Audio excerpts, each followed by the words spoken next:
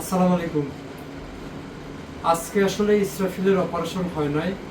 তো ইসরাফিলের জ্বর থাকার কারণে সকাল থেকে ইসরাফিলের অপারেশন করা সম্ভব হয়নি এবং ওর অপারেশন করার জন্য যে শরীরে একটা কন্ডিশন লাগে সেই কন্ডিশন আজকে ছিল না। তো এই কারণে ওষুধপত্র চলতেছে এবং এই যে এখন দেখছেন এই যে প্লাটিলেট দেওয়া হচ্ছে, তারপরে রক্ত। কালকে ওর অপারেশন হবে, কালকে অপারেশন হবে রাত 9টায়।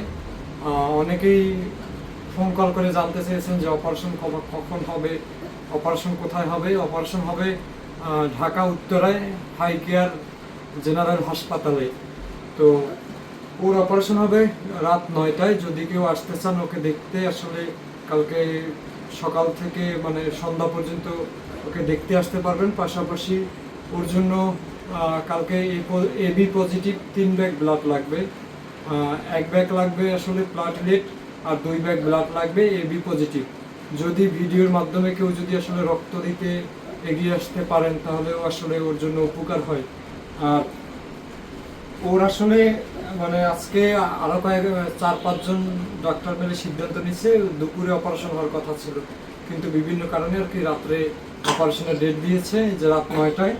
সবাই দোয়া করবেন যাতে ইসরাফিল সুস্থ হয়ে যায়, ওর অপারেশন যেন সাকসেসফুল ভাবে হয়। এই যে আমাদের একটা সাহায্যের জন্য নাম্বার দেওয়া আছে স্ক্রিনে, এই সাহায্য নাম্বারে অনেক ফোন কল আসে। তো বলতে গেলে গত রাত্রে আপনারা একটা ভিডিও দেখছেন সম্ভবত, রাত 3টা-4টা পর্যন্ত আমরা 3-4 জন বাইরে ছিলাম। আমি ডিউটি অবস্থায় বাইরে ছিলাম। তো সারা রাত নাইট ডিউটি করে গিয়ে বাসায় গিয়ে এখন পর্যন্ত 1 সেকেন্ড উপর আল্লাহ জানে যে 1 সেকেন্ড ঘুমানোর সুযোগ পাই নাই। তো এই যে ওর জন্য এই যে ইনজেকশন লাগবে, ফার্ম গেট থেকে শাহবাগ পর্যন্ত এমন কোনো ফার্মাসি নেই যে সেই ফার্মাসিতে খুঁজি নেই ওষুধ। তো সেই ওষুধ 2টা লেখছিল, একটা ম্যানেজ করতে পারছি, সেটাও কোনোভাবে হাতে পায়ে ধরে রিকোয়েস্ট করে ওর ছবি দেখাইয়া বলছে যে আমার কাছে একটাই আছে, এটা বেচা নিষেধ, আমি কিভাবে দেবো, একটা রেখে দিতে বলছি। তো সেইটা কোনোভাবে আসলে আনা হয়েছে। তেল অবস্থা এর মধ্যে আবার আমি রিক্সা এই যে কয়েক রাত পর্যন্ত নাইট ডিউটি করতেছি, দিনে ওর নিয়ে ঘুরতেছি, ওর জন্য ছোটাছুটি করতেছি। তো রিক্সা এর মধ্যে আবার রিক্সা অ্যাক্সিডেন্ট করে আমি আবার রিক্সা থেকে অনেকটা পথ জ্যাম, রিক্সায় ঘুমাইতে ঘুমাইতে রিক্সা যখন ছাড়ছে আমি গুলিয়ে পড়ে গেছি। তো এই এবার পাটা সাইডে গেছে। তেল অবস্থা এর মধ্যে যদি ফোন দিয়ে একজনে যদি বলে ভাই আমার কাছে চট্টগ্রামে আসার একজন বন্ধু আছে, তার মাধ্যমে একটা তাবিজ দিলে ঠিক হয়ে যাবে। আবার অনেকে কবিরাজি চিকিৎসার কথা বলেন, তো আসলে মাথায় কাজ করে না। এরকম যদি আপনারা করেন, আমরাও তো মানুষ। ওই ছেলেটা যেরকম অসুস্থ, ওর মা বাবা এই যে ওর পিছনে যে ওর সেবা যত্ন করতে করতে তারাও কিন্তু অসুস্থ হয়ে পড়ছে। আর পাশাপাশি যারা যে আমি আছি, আমার টিমে আরো কয়েকজন আছে, যে আপনাদের সকাল থেকে মনে হয় সর্বনিম্ন 500 মানুষ ফোন করে জিজ্ঞেস করছে ভাই অপারেশন কখন। কিন্তু বারবার বলা হয়েছে যে অপারেশনের যদি গতকালকেই বলা হয়েছে যদি অপারেশন আগামীকালকে করা হয় তাহলেও আপডেট দিব, আর না করা হলেও আপডেট দিব। তো একটু আপডেট, আগামীকাল বলতে তো সকাল 9টায় শেষ না, আগামীকাল বলতেই তো সকাল 12টায় শেষ না। আমাদের তো কাজও করতে দিবেন, ওর জন্য দৌড়াতে দিবেন, ওর জন্য ওষুধ বাকি টাকা পয়সার ব্যবস্থার জন্য তো কাজ করতে হয়। আমরা তো শুধু ভিডিও করলে হবে না, আর শুধু ওই ফোনে কথা বললেও, আপনাদের ফোন রিসিভ করে কথা বললেও হবে না। তো আগামীকালকে রাত 9টায় অপারেশন। যদি কেউ চান হাসপাতালে ওকে সরাসরি দেখতে আসতে তাহলে আসতে পারেন। আর সবাই ওর জন্য দোয়া করবেন, এই মাসুম বাচ্চাটা আপনাদের দানে, ক্ষুদ্র ক্ষুদ্র দানে যেন সুস্থ হয়ে যায়। ও যেন সুস্থ ভাবে আর কি অপারেশন থিয়েটার থেকে ফিরতে পারে মায়ের কোলে, যেন আবার ওই যে ও যে 1 বছর আগের যে ইসরাফিল কি সুন্দর একটা মাসুম বাচ্চা ছিল, সেভাবে যেন সুস্থ হয়ে আসলে নতুন একটা জীবন আল্লাহ ওকে ফিরিয়ে দেয়।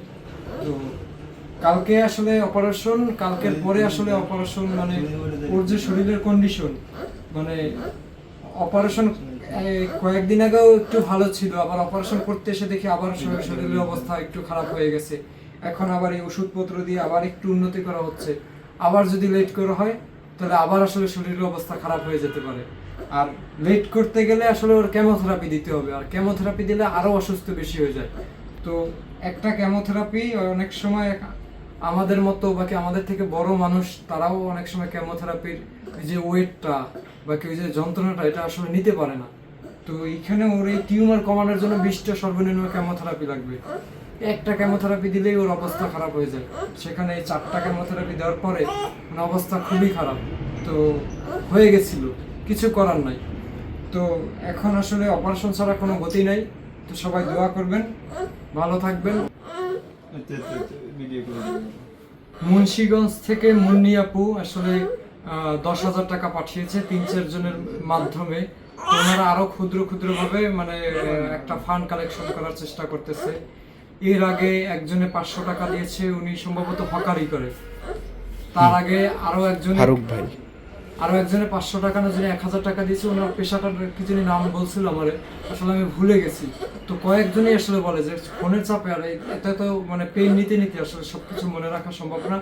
সবাই ক্ষমা দৃষ্টিতে দেখবেন। আর ওর আগামীকালকে লাইফ সাপোর্ট লাগতে পারে, মানে 90% লাইফ সাপোর্ট লাগতে পারে যদি ওর অপারেশন সাকসেসফুল হয়। তারপরে এই লাইফ সাপোর্টে নিলে আসলে খরচ মানে 10 লাখ পারও হয়ে যেতে পারে, আবার কমও লাগতে পারে। এটা আসলে সঠিক হিসাব করা সম্ভব না।